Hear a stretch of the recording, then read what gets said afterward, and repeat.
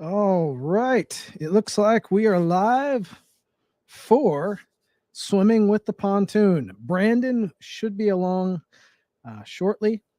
Um, I actually messed up on the time. I was running behind myself, but I got out here and got started. So we will we'll be getting started here shortly.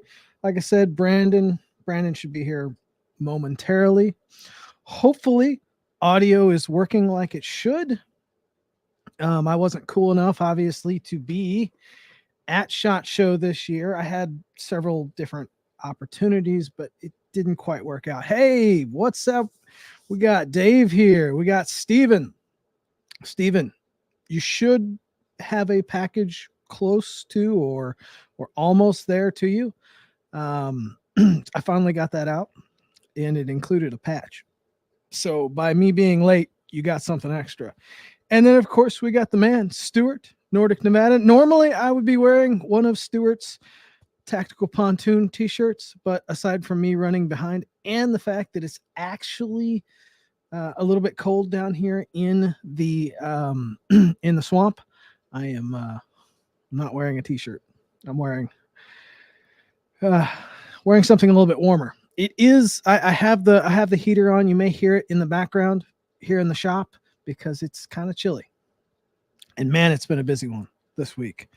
Very, very busy week this week. And kind of like I mentioned earlier, SHOT Show is going on. SHOT Show is going on. The one thing that I have heard that kind of made me laugh was does anybody remember the Hudson H9, the 45 caliber? I think it was a single stack 8 or 9 round Hudson H9. Well, turns out after they burned everybody, and I don't even know all of the details or if anybody ever got some of their guns back, because there for a while when all of that fell apart, there were people that had sent, because they had a lot of issues with the run of parts, where there were a lot of those Hudson H9s in their shop that were still needing to be repaired, and when they dissolved, it just became a nightmare. But turns out that the Latte AR-15 company, also known as Daniel Defense, seems to be reintroducing the H9. This is what I've heard. No, not the integrally suppressed. That's the that's that big long ugly bastard. Can't remember the name of it offhand. But no, the Hudson H9 was some 45 caliber steel frame, whatchamacallit, that it made a big splash for SHOT Show, and for about a year or so they sold a bunch of them.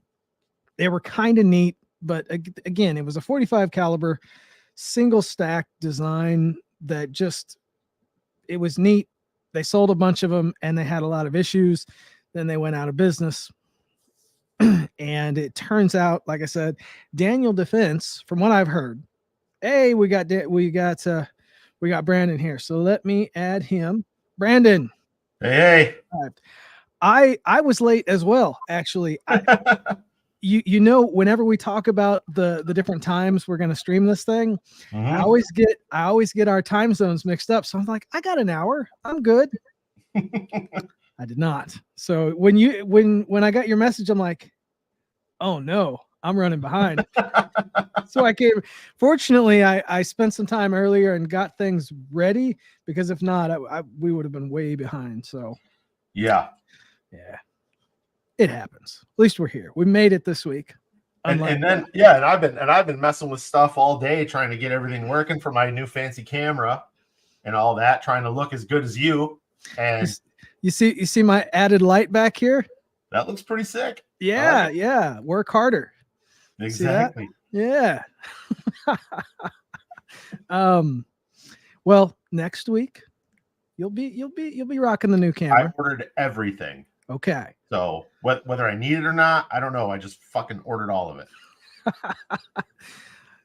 it. you're here though. Okay. So That's true. that, I mean, at least you knew what time to be here. I did not. So, you know, hey. But SHOT Show, do you remember the Hudson H9? I do. Yeah. Yes. Did you hear about it coming back? No, I didn't. Really? Daniel Defense, from what I'm being told, Daniel Defense is bringing them back out for whatever reason. It was a neat gun, but at the same time, it's still a single stack 45 caliber. I mean, they pissed so many people off too during that whole debacle with the manufacturing and stuff, and then the warrantying of the parts and this cross. And then they went out of business. Yeah, they went out of business and had like, I mean, I'm thinking at least 100 customers' guns. So I haven't even heard about, you know, the status of maybe Daniel Defense picked the whole company up and fixed people's guns on the down low and like kept it quiet. But I did hear that they're supposed to bring the Hudson H9 back. But what who knows? They've already put a bad taste in people's mouths. It was neat when it originally launched. Yep. But now you've got a bad taste in people's mouths, and it's kind of old technology at this point. It was neat, but it's still only a single stack. Especially, I mean, with the advancements in the 2011s and stuff now, I mean, the H9 was cool because it had the unique recoil system and all of that. And, you know, it was an all steel gun, which was really cool. But I mean, we see those time and time again, Staccato, Kimber. Now we have all of these Platypus, all this other. Well, and that's the thing. Bull Armory. You know, this was 4 or 5 years ago at this point. Like you said, so much has changed in that time period, and they're going to relaunch it. I don't know. It just seems like an odd choice, but it was, I thought it was interesting at the very least. People's attention spans are however long TikTok videos last, that's how long their attention span is. So I don't know if anybody they're not even thinking that far back to be able to go back that far, you know? I mean, who even remember that? Some people remember the Hudson H9, but I actually saw it on the mid-tier 6.1 group is where I actually saw this. And it's like, who even remembers the H9? Maybe somebody who's been in the industry for a while, but I don't know. Just seems like a weird one to bring back. Have you heard anything? I'm looking for the post now real quick. Okay. Did they show any pictures of it? No, they just happened to mention it, and I said, man, I commented, well, you know, that all the customers that got screwed over back in the original run of Hudson. I mean, it was kind of, I remember paying attention. I wasn't interested in the gun, but it was a new gun from a small company, and it just. Oh, I mean, and the statements and stuff of the owners, and during that whole thing about like everybody was throwing mud at one another, whether it was the machining company or the designer originally or engineer guy who run the company, him. And so there was a whole lot of like really childish bullshit going on when that was all going down. And that in and of itself is what kind of led me to say, all right, well, it doesn't matter for me. They're awful. Yeah. And like you said, I can't remember the exact machining company that was doing a lot of their work. I remember after they fell apart, I remember seeing posts on social media from them kind of giving, stuff, background information about how they weren't getting paid for the longest of time, how they actually had a lot of the correct hardware for these faulty guns, but now nowhere to really, get them fixed. So, yeah. Stuart. Yeah. I don't remember. Yeah. It did kind of look like RoboCop's gun. It looked neat, but again, it was still just a single stack. So I thought that was interesting. A pistol version of a Chris. Yeah. Like the Chris pistol, like the larger rifle size one, but in a pistol size. It was weird. Yeah. The other thing I saw was Strike Industries seems to be doing a chassis version, kind of like a Zev OZ9. They've got a Glock. Yep. They've got a Glock chassis that they're going to really reveal, or they've revealed it on social media. The thing with Strike, though, how long is it going to take to come out? And, how long are they actually going to produce it?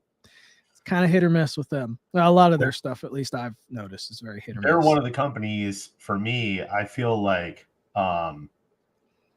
it's either they take too long to get it to market, or they beta test their customers and they end up having issues where people have to keep sending them back. One or the other. Yeah, they're almost like a Keltec. They're almost in. I almost see them like a Keltec. You remember their Glock trigger? I still have one, but it's in the Iron Man gun. Yeah, Strike. Oh yeah, jeez. Yeah, they actually designed that trigger. They had the initial prototype actually had set screws in it so you could adjust travel. Well, then when they released the actual trigger, and they were relatively cheap at the time, like $40. Well, they got rid of that adjustment, and that trigger sat so far forward in the frame, especially with P80s and their large handguards. By the time that safety tab even hit the frame, it was falling off the drop safety ledge, and they did a whole recall on those things. So they're gone. You won't find one. I just happened to keep one, and when we did the Iron Man build, it worked out perfect for that one. That's such an awesome gun. One of my favorites. Oh man. Every time anybody sees that one, that will always be one that we all came together during that time period, right after all the crap, and just all came together and just yeah. That's the main gun from then. Yep. Steven says the OZ9 chassis is awesome to build off of, and the recoil is very nice and shoots flat. I haven't played. I've built mine. I like it. I haven't shot it yet. I know. I have. I've shot one. The grip angle's just a little bit different, and I like that. I love the chassis system. I of course love that because it's modular. I can do whatever I want with it, which is nice. I believe I flung one of your triggers in there from another build, and of course it was amazing. But I don't know if the juice is worth the squeeze on the price. The one time I bought one, well, actually 2 times, because when they first came out, I spent way too much on one, and ended up selling it to just keep things flowing. The one that I have now, I bought during a Black Friday, and it was $350, which is still up there for just the chassis. And then Zev charges you $70 just to ship it. I was actually almost going to buy another one this Black Friday as well, just to have another chassis. But then I saw that $70 shipping. I'm like, come on, guys, $70 to ship it? There's no reason for a $70 shipping charge ever. No, I could ship shit to Europe for less than $70. Yeah, I mean, $20 I'd have been fine with. I'd even have accepted. I would not have liked it, but I would have accepted like $30, even though you're just going to do 2-day. I'm okay with that. Actually, they overnight it for 70. Like, what do you get? No, that's their It's like probably a flat rate. Same thing I would ship out for $8, $11. So the chassis is $400 with a $20 shipping fee, but they just break it up into shipping and handling is $70 to make it look better. Yeah, that's trash. For whatever reason, yeah, it does. Because I was gonna buy another one for $350. But again, I saw that shipping. I'm like, the first time it was all right, so I had another one for the shop. I'm like, I don't need a second one for the other $350, because at that point, I can buy a polymer frame. I could even spend the $140 for the Nomad, the expensive polymer frame, and still have something that has most everything aside from a little bit of weight and just a little. The thing, you've got the chassis, which is nice, but if you've ever played with, because they have a special pin that you use for the trigger itself. It's not a Glock pin. I mean, it literally looks like they cut it off some bar stock. That's not the tightest fitting pin in the world. And that trigger does have a little bit of wiggle. So it's still. What's up, Embalmed? That shit better be perfect for that cost. For $400, they're perfect. And that's just the chassis. That's not including one of their grip modules, which you have to be in luck that they'll have the one that you want in stock. And I always found those grip modules to be oddly shaped. The one I have here that I use in mine is one that's been stippled and he played with the contours, so it actually fits a human hand. Was it Shane who did it? No, that was actually Clint over at Sapper Tactical. Yeah. Yeah, Clint's good stuff. Good. He ever since Shane has been busy, Clint has become my Cerakote go-to guy when I need some parts done and done right. He's a good dude. Yeah, for sure. Shout out Clint. We got something in work. It's a race car theme. My favorite livery. Actually, I remember years ago, I might as well spill the beans. There's only 4 people here. Nope. Nobody. It's YouTube. Nobody's gonna hear this. No. It's golf livery. Okay. Yeah. You remember making fun of Dave's years ago? I try not to remember anything about Dave, but I do remember making fun of him for most things. Well, yeah. Actually, somebody tagged him when I posted a Viper picture the other day. I saw it. I'm like, I messaged him directly, not Dave, but Ian, who tagged me. I'm like, hey, can you maybe remove that? Yeah. I'd prefer not to even go there. So I had to go back through all of that stuff, and I'm like, yeah. Anyway, moving on. Yeah, moving on. I don't miss that stuff. And you were there during those times when you were in the group.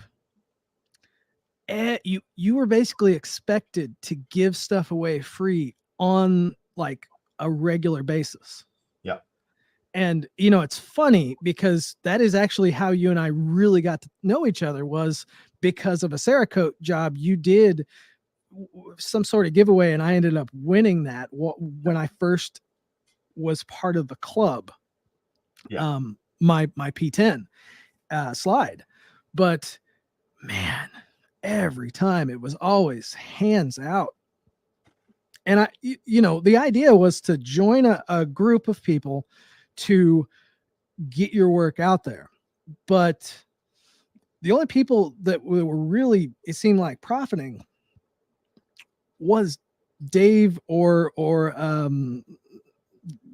who's the ape with the holster? Yeah, his holsters. Ben and Tim. Yeah, those three guys. They were the ones who were benefiting from that the most. Everything else, it was like everybody had their hands out. I had to get discounts to everybody. You're free this, free that, and I don't miss those days. I'm glad that all fell apart.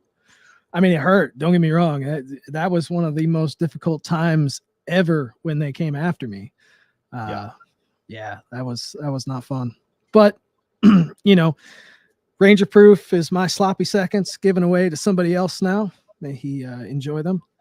The clown shoes. Yes, the clown shoes. So we've moved far and away from all that. But anyways, where do we, Iron Man and all that stuff, and SHOT Show and Strike Industries. What else? Yeah. Have you heard anything else coming out from SHOT that's interesting? I've only heard a few things. I mean, it depends. In some realms, I guess in our realm, because we currently make Canik parts, there's a pretty decent collaboration happening. At least it's expected. There was a teaser post today with Canik, and they were turning this coin that was on the table, and the coin on the backside of the Canik logo was the Terran Tactical logo. Yeah. And there was a leak. Terran showed a Canik months ago on the range, and everybody's expecting that pistol. So it's a if it's that, Yeah. it's the compact size, what they call the Combat Elite. Okay. And then it's done up by Terran Tactical. Now, what I'm expecting is Canik loves to do their collabs differently. They have other companies, like they had Salient do some design work. They're they're very first. Yeah, that first executive or whatever it was. That was the Combat Elite and the Combat Elite Executive. But they. All right, Stuart. We'll catch you later, man. Where do you see everybody's real name? I know them. Oh, yeah, they've kind of been around. Sandbagging. I get it. Yeah. Nordic Nevadan, Stuart. Yeah. So anyway, Canik, they like to have other companies design it, and then they manufacture it to save cost. Yeah. So I'm expecting that pistol is going to take the place of what used to be the Elite Combat or the Combat Elite, depending on how you spin it. And then they're going to offer some sort of fancier version, which is the one that Terran showed off, which has the slide windows and it looks to have, which is exciting for me, a new barrel with the shorter thread, almost like a ramjet.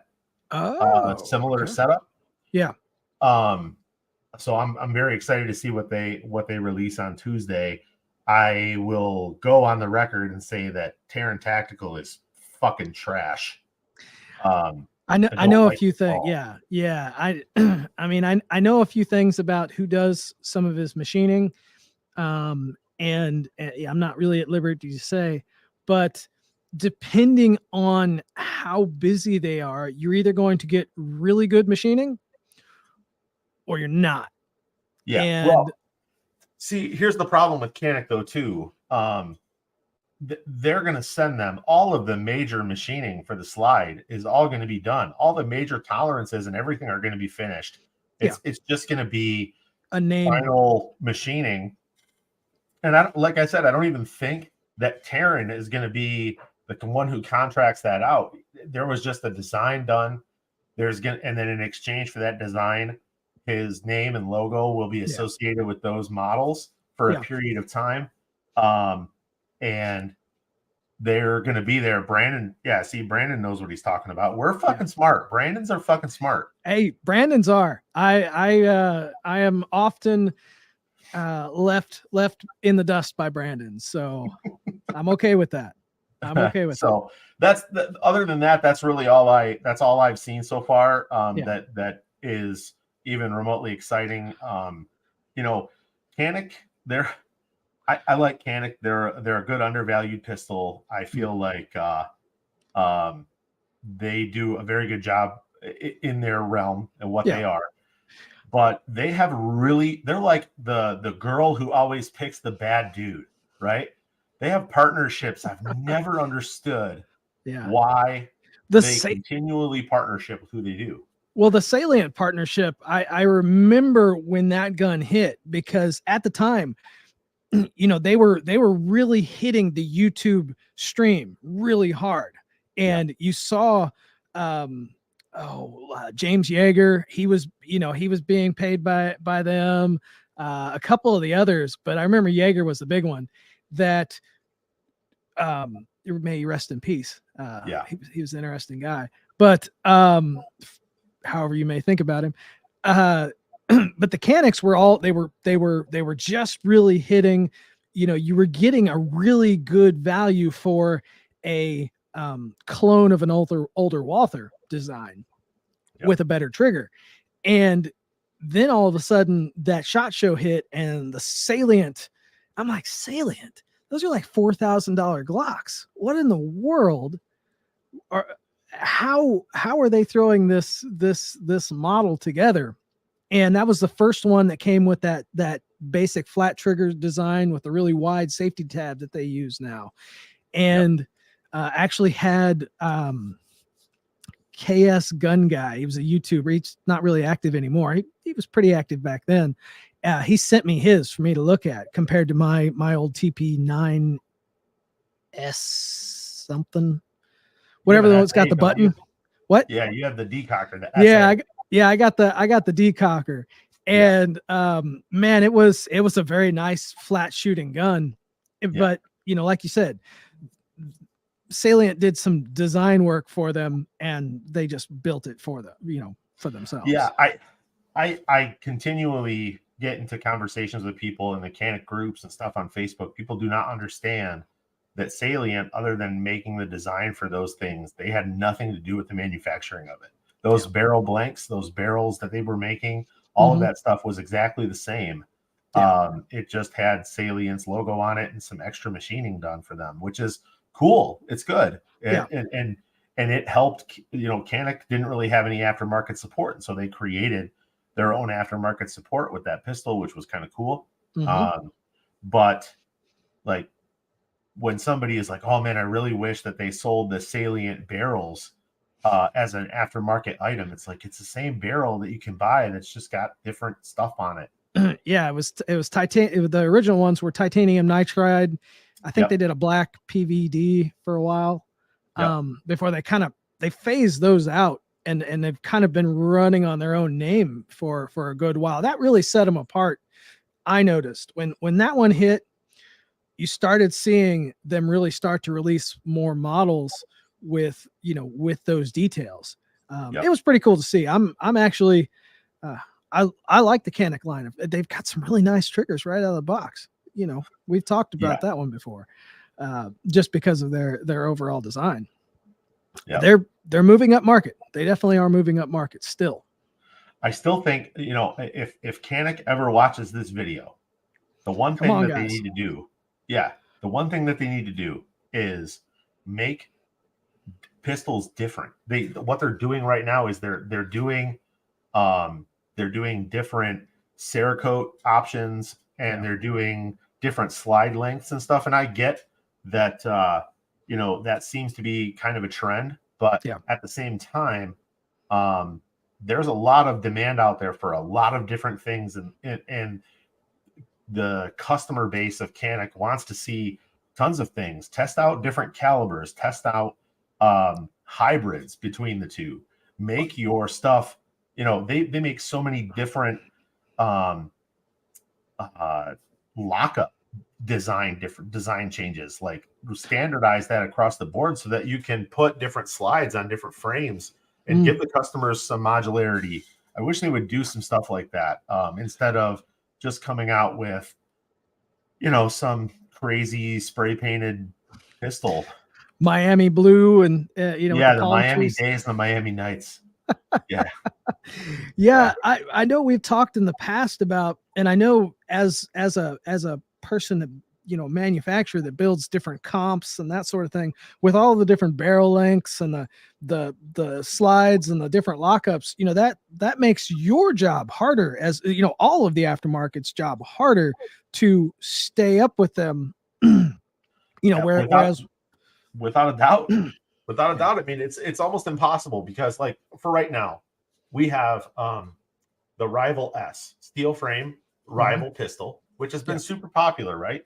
It's a great pistol for $1,000. And what you get with that is an incredible value.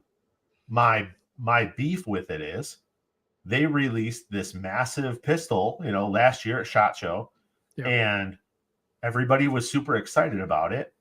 They still haven't released a threaded barrel. Well, I'm sorry, they did release a threaded barrel for it recently, and maybe they've restocked it once or twice, but they're impossible to find. Oh, hold on. I'm sorry. I'm actually getting confused.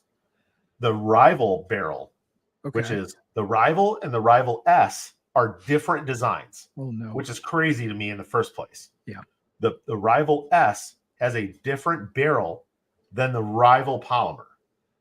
And the lockup and the lug on the barrel is different, so the barrels are not interchangeable. Exactly. That's my point. Why? And so you can't use a Rival threaded barrel in a Rival S to be able to run a comp of ours, and they have yet to release a Rival S threaded barrel. And when they were making this design, they just decided to change it just enough to where it wasn't interchangeable. See, and that makes no sense. Yeah, none. When that is a competition pistol, you should have a threaded barrel option right off the bat so people can put a compensator on it. Because yes, it's heavier. Yes, do you need a compensator? Most likely not, but for that extra bit, you want that, you want the option, especially for a gun like that. I always think that they should give the customer as many options as possible. I mean, everybody's different. Some people like compensated pistols. Some people like ported pistols. Some people like shooting them as is. Some people, they like optics. They like no optic. They like iron sight. They like suppressed height backup sights that are lower 1/3. They like them full absolute. I mean, it's all of those different things. And why not, for a company that's as small as Canik is? Yeah. They should be marketing and producing pistols that are for the broadest range possible. Well, especially when you have this many models. When you look at how many different model variations that the Canik TP9, if it's still considered that, has now, why are there so many variations? They should be as bad or as good as a Glock, where, you know, all they did was lengthen this and you know, put a bull nose down here, you know. Yeah. Do the magazines all work? Because yes. Okay. Yeah, which is nice. The one thing that I'll say about that though is, like, we make an upgraded magazine catch for the Caniks, which allows people who do not have the interchangeable mag release buttons to be able to use them. Plus, instead of it being metal injection molded, ours is billet stainless steel, 17.3 stainless steel. And it's a huge upgrade when you're dealing with metal mags, because you can get chipping, you can get all kinds of premature wear issues with a metal injection molded magazine catch. So then they come out with the MC9, which is their micro compact, which uses the same mags. Kudos to them. I'm very happy about that, because you can get 12 rounds in a really small pistol, 15 rounds in an extended mag. Yeah. However, they changed. They use because they use the same bodies, they have the exact same geometrics for the magazine catch, but the magazine catch just on the actual frame itself is a different shape, so it's different. Unneeded. It's completely unnecessary. It doesn't make any sense. That absolutely. It's almost like they have a team of engineers that this one gets this model of the gun, this one gets this model, you know, US government style, where they don't talk to one another.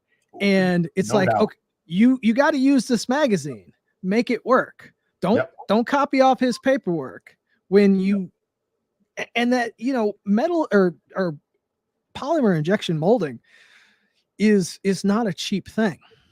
No. So, you know, having talked with like Nomad Defense, the new Grit Grips frame, that, you know, Dusty out there, P80 even, you know, just to get any sort of change in a design is, you know, it's a costly affair.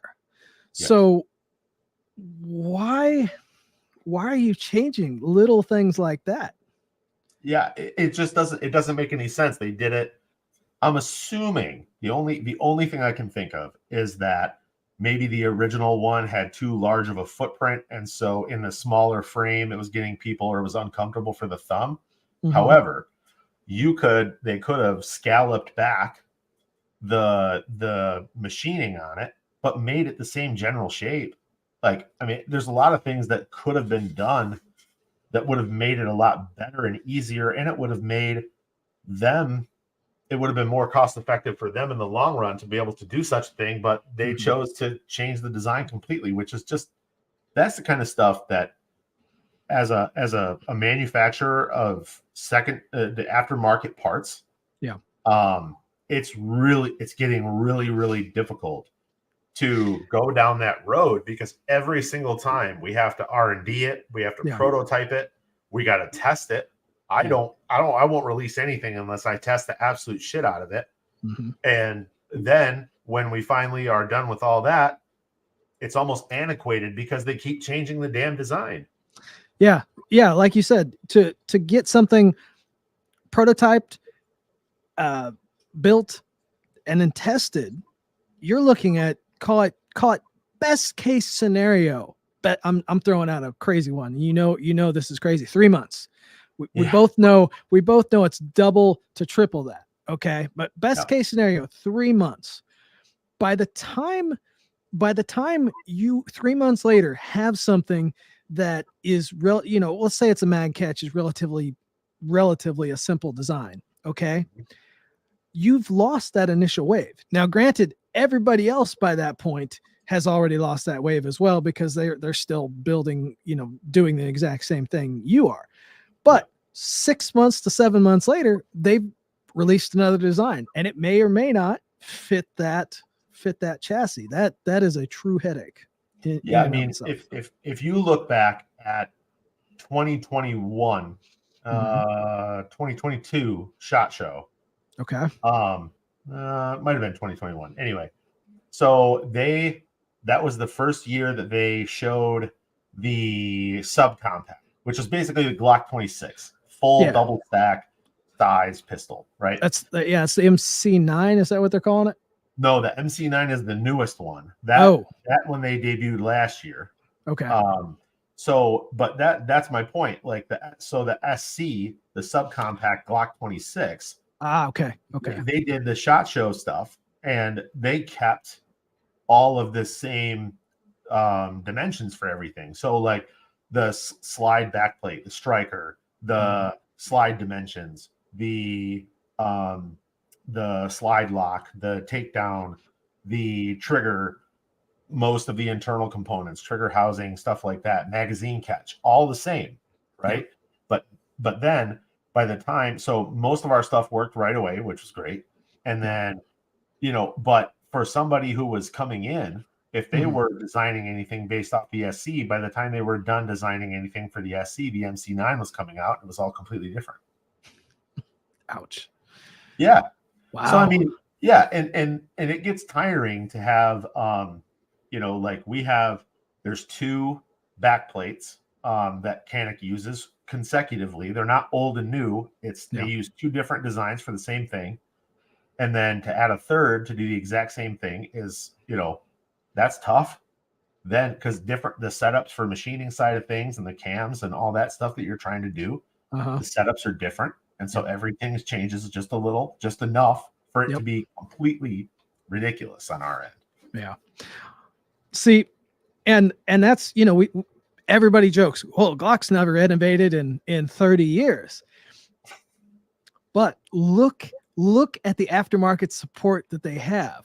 Yeah. Because nothing truly, Generation 5 was their big leap. It changed things in the slides, it changed things in the trigger department. But you can take this SCT, which is nothing, aside from a trigger bar and a couple other things.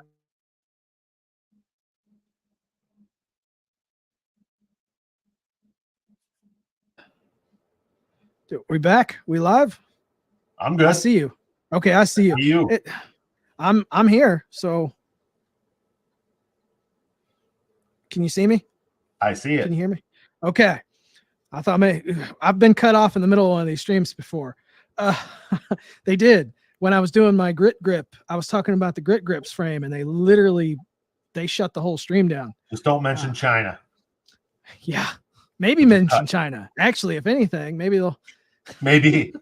But with a Glock, you've got everything has basically been the same forever.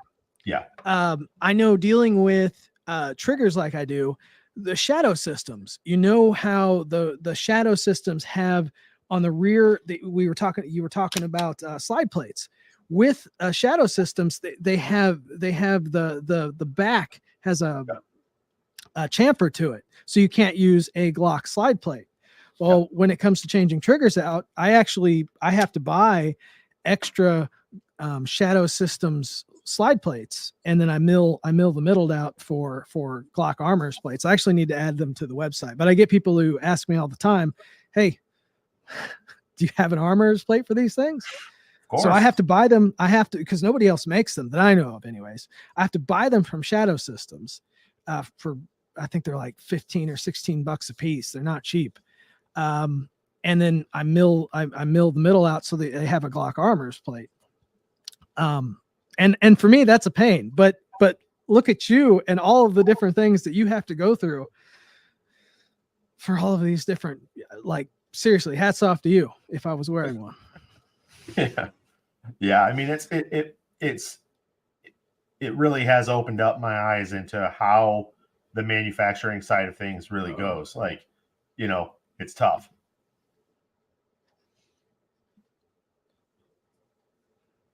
You there? I'm still here. Okay. I don't know if it was on your end. Okay. I'm here. Maybe I should just should I dance? That way, if I stop dancing, like Bender in Futurama, like he's got the doomsday device. It could be it. Or who knows? It's probably on my end. Honestly, the service out here. Swamp internet.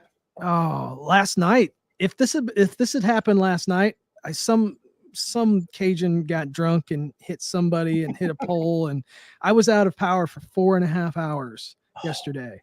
Damn. Which, when I'm out of power, because Verizon does not get signal out in the swamp, I have no way to get a hold of anybody. I can't check, I can't answer any emails, anything. Yeah. And of course, no power. And it was about 30 degrees, which for you guys would be warm at this point. Yeah. So yeah, that's a fun thing. So it's probably on my end. Got to get Starlink, man. Maybe. If that's what I'm looking at. I may. What I'll do is I'm going to let you get started, and you're going to tell me how good it is. And if you can sell me on it, I'll go for it. Steven there, he says, "Oh, we should just 3D print a Armor's plate." Probably not a bad idea. No, not a bad idea at all. Somebody's got a file for that thing. Actually, speaking of, I love engineers. Maybe most of the times. Sometimes some sarcasm. I'm glad I don't work. I'm glad I don't work with them like I used to all the time in aviation. But he bought a trigger, and he didn't have a Glock Armor's plate, and he wanted to check interface. Well, he just pulled the back plate off, and basically, which allows the striker to come out, and it literally, he could basically see at that point approximately, and this is still where I would have to check it myself, but by pulling the back plate off and allowing the striker to come out, he was basically able to see his interface with the cruciform. Approximately. I told him I've never seen it done that way before. And he sent me all of his data. He had pictures and all that stuff. And he said, why? Yeah. He's like, why wouldn't it work? I'm like, well, aside from the fact that it's not in operational condition, it's not under spring tension. You're going to get an idea of where it's at, but honestly, you need a Glock Armor's plate. But I got to give you this. I've never seen anybody do it before. I hadn't thought about it. I mean, kudos to you. As an engineer, go for it.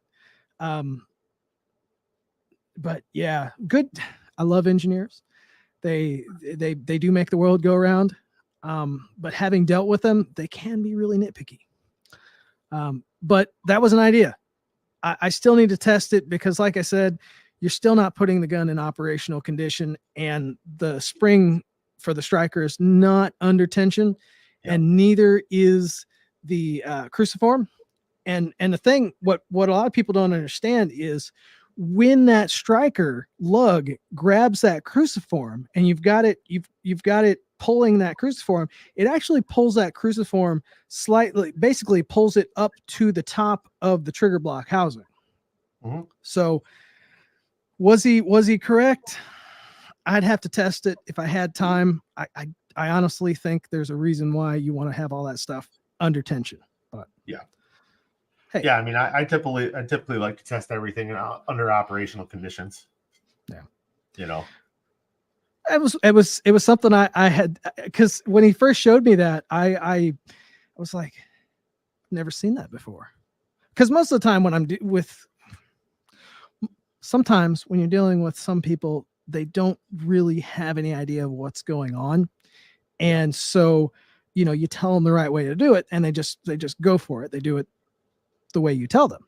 This one was the first time I've seen that. yeah. So I had to give him that. It was something. Whether it's right or not, he was an engineer. I let him have it. I'm like, yeah, that's going to be close. I will have to test that to verify, but this gets you close.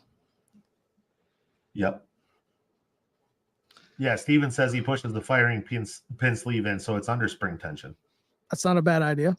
He didn't have it, and maybe just to take a picture. That's not a bad idea. There is one thing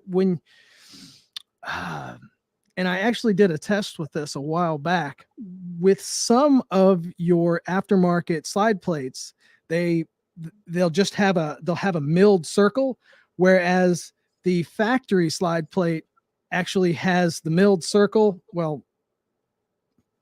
molded circle, but it's also got a little tab in the middle that holds that striker sleeve forward just a little bit farther than some of your aftermarket ones.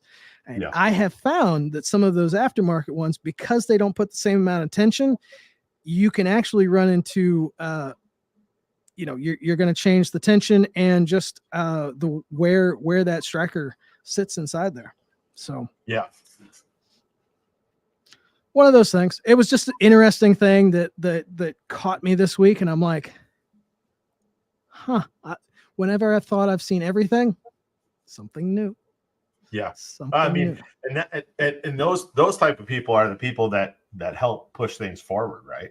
Like, it's all about the tinkerers. I mean, that's what I was when I was younger.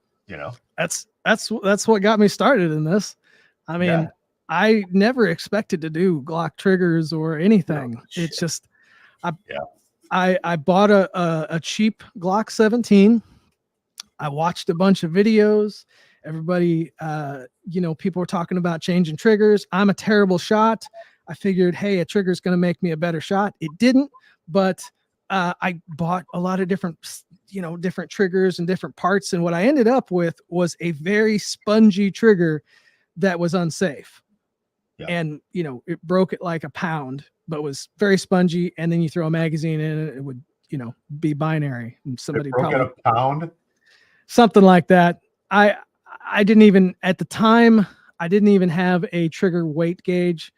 And then I went down that rabbit hole and lived and died by that thing and found out that was wrong too. But yeah, tinkerer. And that's how I became, doing all this stuff, was just tinkering. Right. And then I wasn't even ready, to be honest, to start selling triggers. I ended up sending what I considered my first system that was ready for testing. I sent that out to Jonathan at Tactical Toolbox, and I just sent him a message on Instagram. And I was like, hey, I know you're busy. I watch all your stuff. Just take a look at this thing. Well, next thing I know, he's got a trigger on Instagram, and I mean, the action looked sweet. I'm like, damn it, that thing is badass. That's way better than mine. And I realized I was tagged in it. I'm like, oh shit. And you're like, shit, I'm about to get really busy. And he shortly after that, he did a video, and mine was part of the build. And I did have a website. I was planning on doing like gun gear reviews and stuff and just having fun with it. Well, I had a website up. People were going to that website. There was no PayPal links or any, there was nothing on there. And so I was getting emails left and right. And I'm like, well, I guess I'm doing this. And that's kind of how it started. That's almost exactly the same as us. I mean, when we originally, our very first part was a 3D printed magwell for the TP9 SFX. Okay. A friend of mine brought that pistol to me and was like, I just want a magwell. And so we sat down and designed one, ended up putting it up for sale. We just put it, we didn't even have a website at the time. We just sold it on Facebook. Yeah. Because that was what was available at the time, you know? Mm-hmm. And so when we released it, it was like, we released it on New Year's Eve of 2017 was and I remember sitting there and I was like, all right, we're gonna, Wow. you know, I'll release it. We did a quick video letting everybody know what it was and the ups and downs of it. And I mean, shit, by the time I woke up the next morning, I think we had like 180 orders to fill. Oh man. What 3D printer did you have? Because that's a lot of printing. Oh yeah. I mean, it was absolutely insane. So Wow. this is gonna sound so unprofessional, but it is what it is. So we had and your viewers and you guys, you can all look it up. We had a monoprice mini. And I mean, we're talking it was 100 by 100. So it's easy bake oven of 3D printers. Yeah. So I was sitting there trying to figure out, we ended up figuring out how to do 5 magwells each print. Wow. So the build plate, I crammed 5 magwells on there and it would run, I don't know, it was like 3 hours, 2.5 hours. That's not bad. That's still not bad a time. No. I mean, if you think about it, but still 180 orders by, you got 5. That's still, that's around the clock. That thing's staying hot the whole time. You're waking up every 3 hours to take care of it. We killed so many thermistors on our printers because it's going to sound so bad. So my wife in my bedroom, we had this, we bought a couple of like bookshelves from IKEA. Mm-hmm. And then we had an 8-foot long table that was basically bridged all the bookshelves. And we had that monoprice mini, and I think I had like 30 or so when we released them. I had built up inventory for like 30. And you thought you were good. Yeah, oh, for sure. I was like, who the fuck is going to buy this in the first place? Yeah. So I'm printing them, and then I wake up the next morning on New Year's morning, 2018, and I'm like, holy shit, what the hell are we going to do? So I get on Amazon and I ordered one more of the minis just because I knew that they worked and my recipe was good. Yeah. Because each one's a little different. Yep. So I ordered 2 of the next size up, which was 200 mils by 200 mils. Okay. It was the select. And still to this day, I had them up until about like 8 months ago, those printers, and I could never get them to work. I could never get a recipe that worked well. They cooled too fast. So while I was printing, I could never get them to work. So at one point in time, we were running 6. It was like a farm of these little tiny printers, and they were running all the time. Yeah. And we had this huge thing that would go over top of it so my wife and I could sleep because they would have lights. There was lights and they were loud as shit. Yeah. And so we ended up just putting this thing over it. And then every like week, the thermistors would go bad, and it was awful. We were spending a shit ton of money, but we just wanted to make sure that everybody was happy, and we were just pumping stuff out. It didn't matter if we were making money or what. We just you build a name. Yeah. I think that's one thing that I have seen, and I'm not any sort of business mogul or inspirational speaker or anything like that, but having, because tactical pontoon for me is kind of the culmination of a lot of failed things throughout my life. I've always tinkered with things, and I've always done little businesses on the side. And I always found that if I get in and I do it and I fail, or I find ways that don't work, and I just do it, and I might not have a plan, and I may be like the Joker when he says I wouldn't even know what to do with the car when I catch it type deal. I just go for it. Whereas I have a lot of friends that have really good ideas and have really good plans, and they figure it all out beforehand, and then they lose, they don't get any traction because by that point they're already done before they've even started. Yeah. When you're in the trenches and you're doing things right or wrong sometimes, because you make a lot of mistakes, you're going to figure it out. You're going to figure out what actually works. You can write a plan and have everything down to a T, but if you're not actually doing it and either getting your butt kicked or having fun while you're doing it, it doesn't last. I mean, yeah, it really, you're gonna fail. I mean, when I talked about Jonathan's trigger, it was great. It was perfect. The problem was not everybody's Glock or P80, and P80 was big at the time. I mean, that was massive. That was like when they were really hitting their stride, and he was like the king of P80s.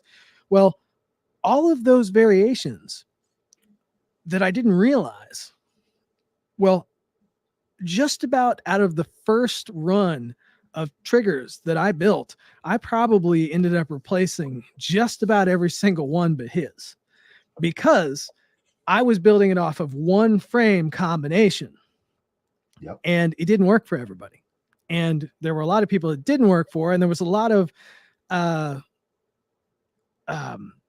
testing or tolerances that I didn't understand back then as much as I do now. And like I said earlier, as much as I think I've seen everything, there's still stuff I haven't seen, it seems like. So you getting out there and just doing it. And like you said, if it's in your bedroom, if it's in, I mean, that's why I keep the lights down. This is not a pretty little trigger cave. It's just an old shop. It just happens to have heat and air conditioning. So you just do it. You get out there and you do it no matter what it is. You put out something cool and you let people know about it.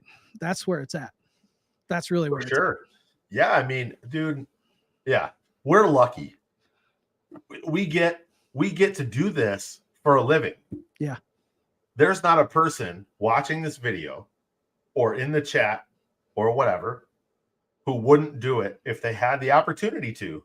Mm-hmm. I just, and the freedom that's associated with that, you know, I was afraid of being a business owner forever. But I always had that entrepreneurial drive to do it. But I never could kick the fucking door in to be able to do it. And eventually what had happened was I put all my eggs in one basket with my career before Applied Arsenal Finishes, which turned into Disruptive Defense. And that didn't work out. I had gotten far enough into that career path, and I had seen kind of where I was going to go, and I wasn't happy. I was missing my family. I wanted to raise my kids, and I wanted to have more freedom. And luckily for me, a time that I got let go from that job, and when I got let go from that job, I thought it was like the worst thing that had ever happened to me. And it turned out, I mean, now years later, we're not almost 9 years in, from that moment. Yeah. I came home from the meeting, where they had let me go. And I came home to my wife and I said, I know what we're doing.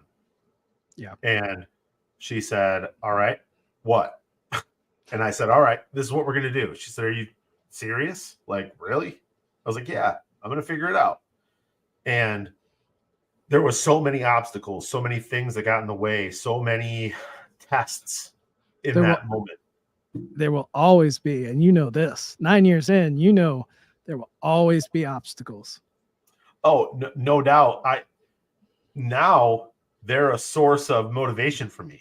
Yeah. Like, there are some times, and I'll be completely honest, that when I'm faced, there are sometimes when things are running really well, and I wish that they weren't sometimes, because I feel like it's inevitable. Like, eventually we're going to get to a challenge point. Or where's that fall? Yeah, where's that fall coming? It's coming. And I feel like when our back is up against the wall, when we have things that need to be done, that's when we work our best and push so much harder, so much further than we ever did prior to that. Yeah. You know? Yeah, because that's kind of the other scary part. When everything's running well, there's a tendency to kind of step back and be like, it's going okay. Maybe I don't need to push as hard. Maybe I'll take the day off and, I'll hit it hard tomorrow because I just don't feel it today. Yep. How many people have we seen who have kind of, they step back a little bit and next thing you know, they're back at a normal job. I mean, yep. Or, punching the clock for somebody. There's always going to be challenges. There's always going to be those days. I mean, I face it just many, many days where I'm just like, I'm not ready to go out there, but what do? I go out, I at least get something started. I get something rolling. Once you get something rolling, yep. It starts, the process. You're like, okay, let me do this. And then you get interrupted by a bunch of messages and whatnot, but there's always going to be something. Yep. And I hit something hit me the other day, which I think brings it all kind of together. Everything always needs something. So there's a million different things, and everything, nothing's ever going to be 100%.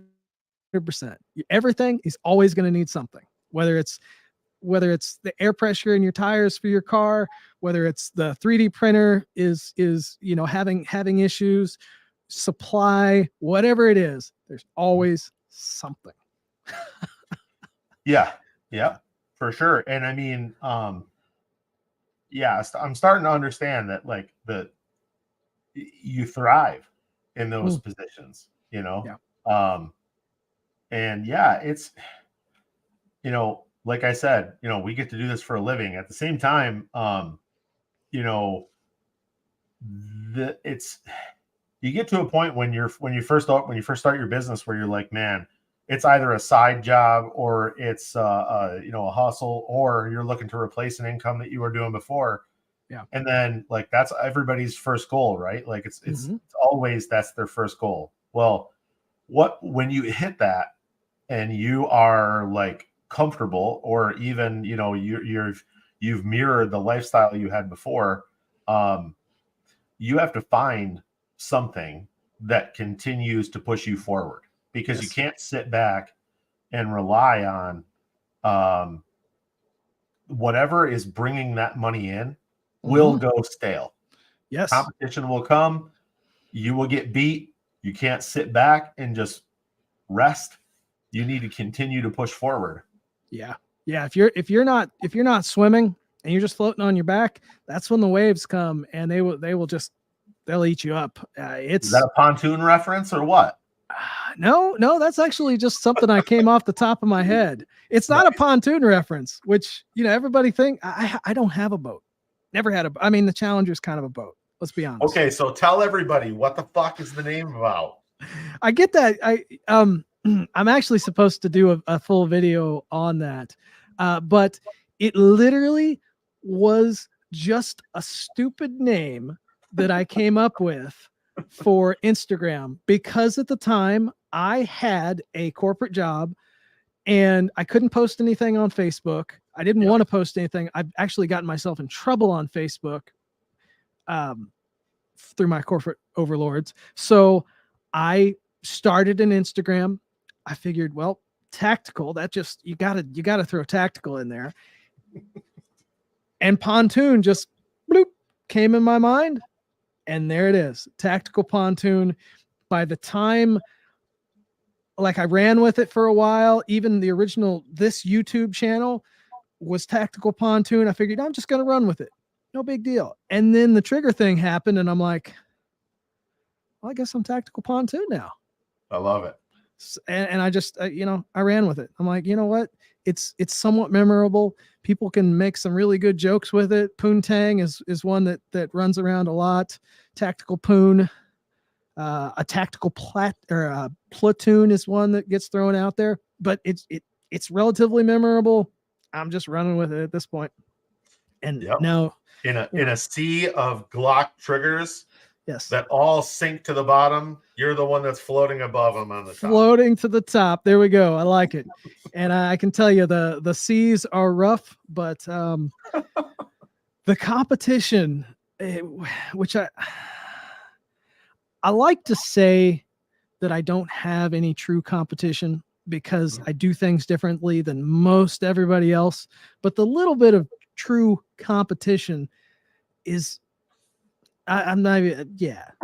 It's a different world, and it's not the same that it used to be, and I'm okay with that. It just gives me more room to shine, and that's with this bald head. I got a lot of shining to do. Yeah, I mean, same with us. I mean, my competition is me. Yeah. I don't mean it to be like we're great. We're pushing stuff on our own agenda. Mm-hmm. We're doing things that I think need to be done, and I won't stop. Like, I mean, okay, we had I get customer messages all the time. I try to engage the customers as much as I can with things that we're developing, parts that are coming, testing that is happening, things like that. The problem is that when I say, all right, I've tested this, I think it's good to go. We're going to try and work it in the machine schedule and see if we can't get some production moving and then get it live on the site. Yeah. They don't understand that at 3:00 in the morning, when I'm done working here in the shop and I'm taking a shower and I'm getting ready to go to bed, that I have an idea and I'm like, oh shit, I should have designed it that way in the first place. Why didn't I think of that? I'm such an idiot. And then I immediately scrap everything because there are so many companies out there, and I know you've seen this so much, where they'll say, oh, well, we have a better idea, but this is already so far in production. We're going to release this, and then we're going to do a 2.0, then a 3.0, a 3.5, whatever it might be. Yeah. And they nickel and dime the customer because, yes, customers will continue to buy the newest and coolest thing, but that's it. I hate being that. I hate doing that. Yeah.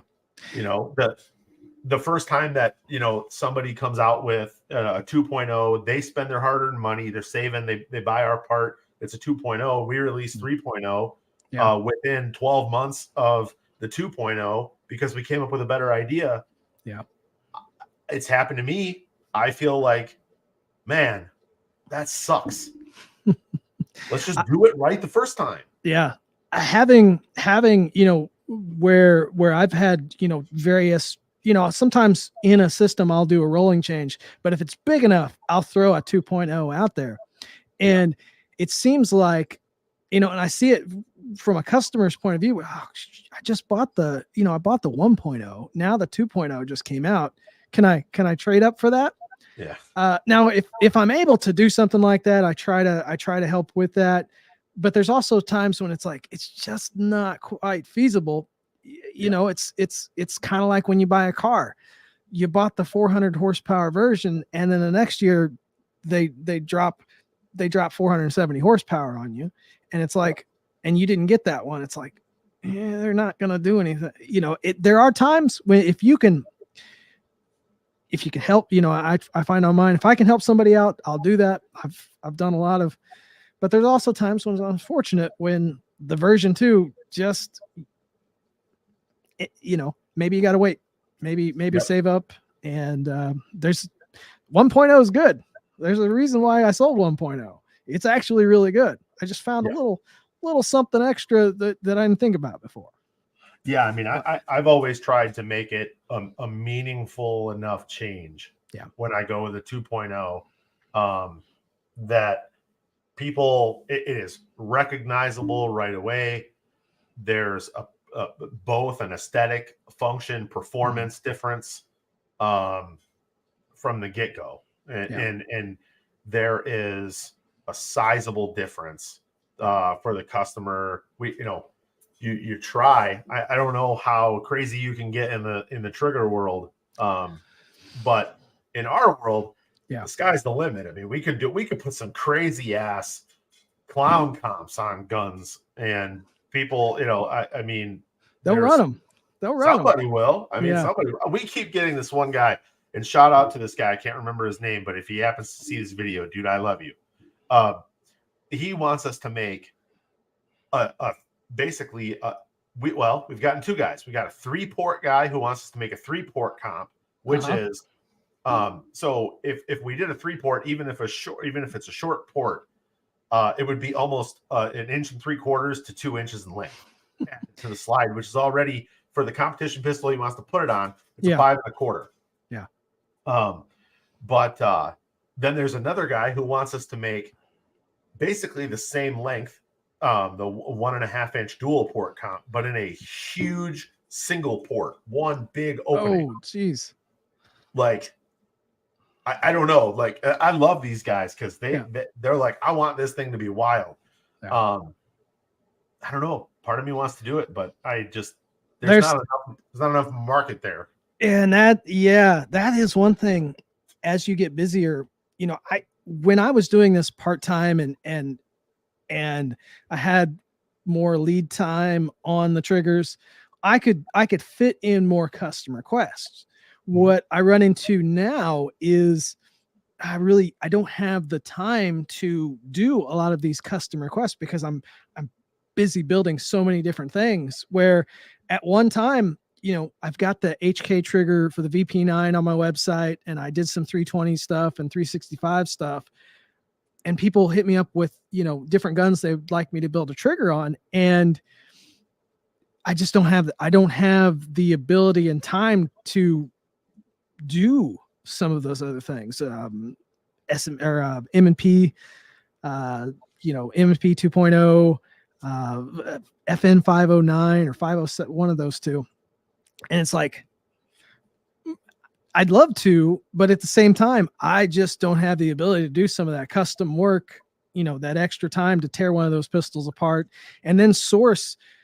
We talk about, you and I have looked at supply for Glock triggers and stuff, while it has the best supply out of all the others, there's times when that's constrained. So when you get into another trigger system, getting parts or even having parts made is another, is it worth it at some point? Is it worth the time? That's what, I mean, we're dealing with that right now. Everybody wants us to come out with a Canic trigger. I've got designs done. I've tested them. I've done all that. And the supply for trigger bars, I want to do both. I want to do a shoe that helps on the geometric side, but then also I want to do a full system. Yep. Canic won't sell us the parts at wholesale. And so, I don't want to pay the retail price if I'm buying 1,000 trigger bars. Yeah. And I think the reason that they do that is because they can't keep up with manufacturing themselves, let alone with parts trying to. Yeah. And so you're almost left just doing a trigger shoe. And while a trigger shoe is nice, if you can get farther along with a trigger bar as well, there's a lot that can be done to the trigger bar. That's where in a Glock, that's where a lot of your performance comes from. That trigger bar. The shoe is for the most part decoration. There are differences. I mean, they're going to end up pushing us to making the bars aftermarket. It's almost you're almost to that point where that's where you're going to have to go. Yeah, which is not cheap. Having stamped steel, no, and getting it right, it right. It took the Glock market a long time. Glock themselves, they've got it down to an art. In 2019, 2018, if you got an aftermarket trigger bar for a Glock, it was garbage. The only people that got it even close for a while was Zev, and most of the time those failed within a little while. Lone Wolf was just absolutely horrendous. Ghost did one for a little while. It was terrible. There was another one. But here in the Lenny last, make one? I think they did. Yeah, in their pyramid triggers. Oh, So bad. oh God. Oh When you were talking about your first trigger, I was going to ask you if it was a Glock store. no. My first aftermarket. I'm a cheap bastard. Let me be completely honest. I came from a background of I didn't have a lot of money, and for I'm a car guy. My best modifications were stuff I took out of the junkyard. Okay. So that's kind of where my background is. So my first aftermarket trigger shoe was a company called, they're still around, Kinetitech. And they were like $40, really rough machining, roll pins. Did not change anything except for it was flat and had a red safety tab. Other than that, travel was all the same. It was cheap.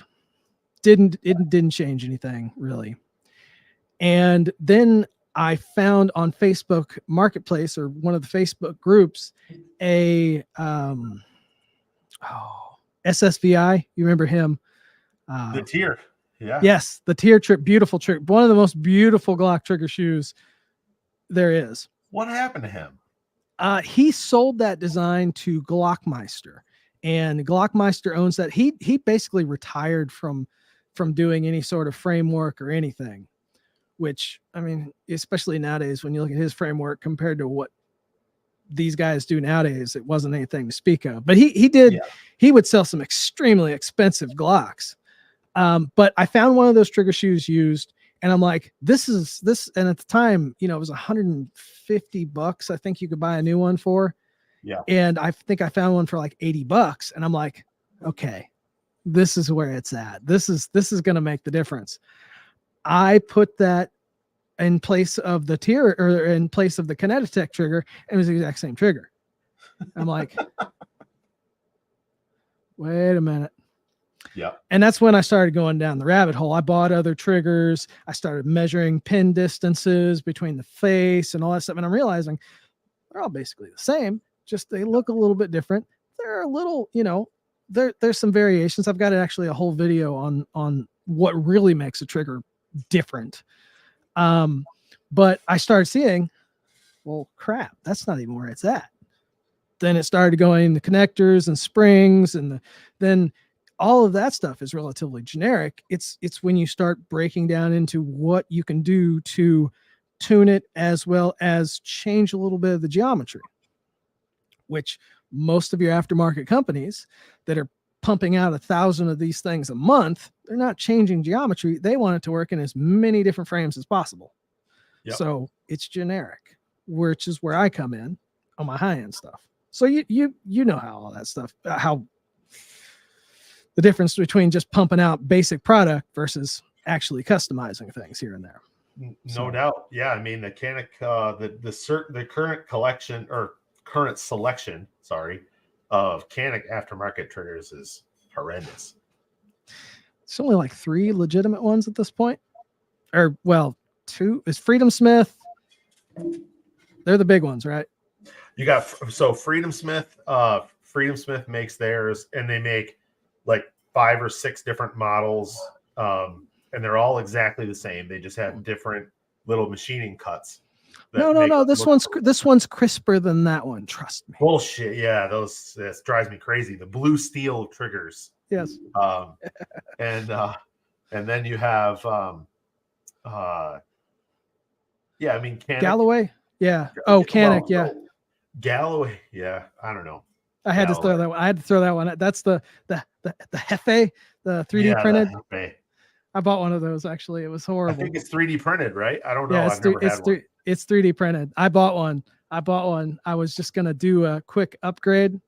This was before you really jumped into the Canik stuff, and you were still. I think this was way back during the move time. So this has been years ago. So I didn't realize you were doing much in the way of Canik stuff. So I bought one because it was cheap, and oh my god, it's bad. It is as bad as that. everybody's heard, as you've heard. They're literally garbage. It's pretty sure I threw it away. But. Yeah, I mean, I will say that when ours comes out, it'll probably be the best one out there. But I'm biased. Well, I'm gonna make sure that it is, because I'm gonna do some testing on it. We'll make sure that we bring the fire. Sounds good. I'll provide you with the Canik triggers for you to do the work on. That'll work. Then, I'll actually buy an upgraded Canik. Yes. I'll get out of the Stone Age. Exactly. But all right, well, we've done an hour and 20 minutes. We didn't really talk too much about SHOT Show. We talked about the business side of things, which really I think is a good insight for people, because, hey, the people watching, they could be the next, maybe not competitor, but friends. I mean, even in this industry with all of the competitiveness there is, I've made a lot of friends, and we've been tested. We've definitely been tested to see who is your friend and who isn't your friend. But definitely there's good guys out there. There are good guys out there. Yep. And present company excluded. Yeah. We're a bit dodgy. That's for sure. Yeah. So let's jump off here. We'll do this again next week. You'll be on your new camera. Yes. It exists. It is right here. All right. Right here. I have it. Yes. So we'll be fancy next week. I'm gonna have to really jump it up, and I did my light there, and I thought, he's gonna be on his new camera. I got to step it up. I got my work harder there. Let's see if we can zoom in on that thing. Oh yeah, look at that, work harder. That's been sitting in the background. That's been featured in a couple videos years ago, and I finally dug it out, and I'm like, let's bring it back. So I like it. No, I like it a lot. Next week I'll have my full setup. So okay. People will have to look at every detail of my face, whether they like it or not. Keep the lights low. That's what I do. Before I jump, I see Dave, Desert Tactical. He says, when you push out a trigger shoe pin, does it matter which way you drive it? Depends on the trigger shoe, actually. I know from Boogeyman, if you're going to do that, you want to drive it out from the where there's a dimple on one side. If you're behind the gun, it would be the left side.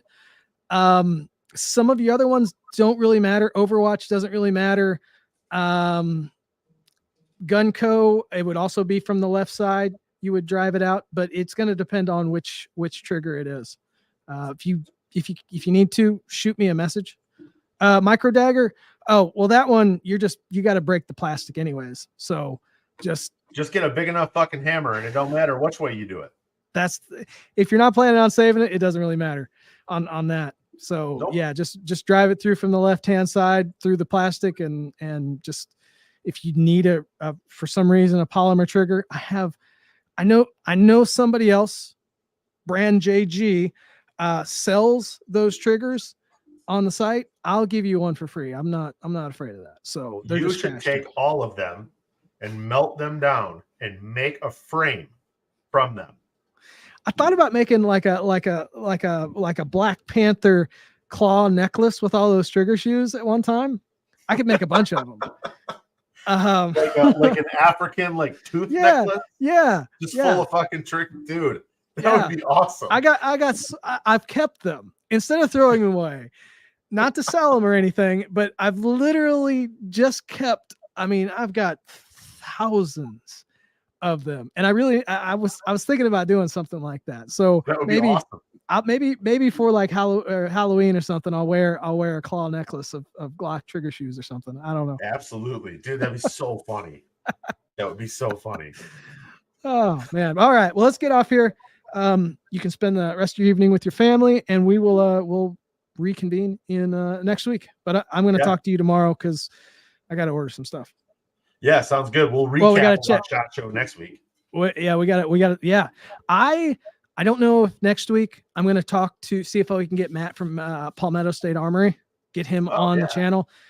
He normally likes to talk, what he's seen and what he can talk about that PSA's got coming out. So that's always fun. Nice. So, all right, man. Sounds good. all right, guys. Later. See you later.